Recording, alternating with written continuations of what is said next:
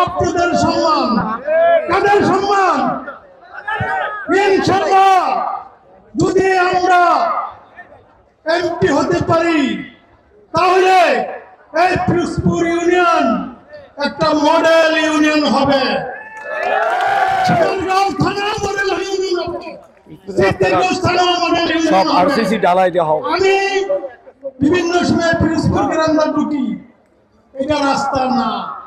একটা রিক্সা গেলে আরেকটা রিক্সা আসতে পারে না।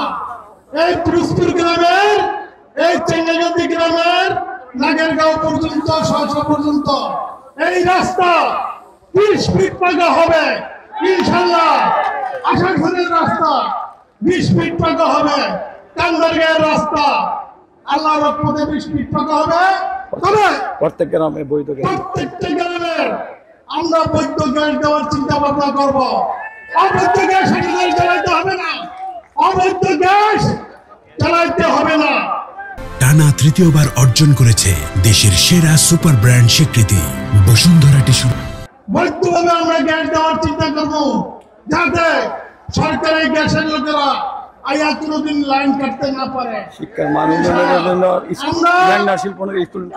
শিক্ষার মান উন্নয়ন করার জন্য মেঘনা শিল্পনগরীকে আমরা কলেজ রূপান্তরিত করছে।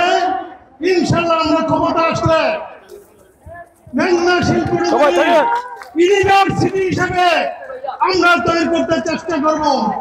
আমাদের পিরোজপুর ইউনিয়নের সকল বোনেরা, বাচ্চারা, মা বোনেরা, ভাইরা যাতে মেঘনা শিল্পনগরী ইউনিভার্সিটিতে লেখাপড়া করতে পারে।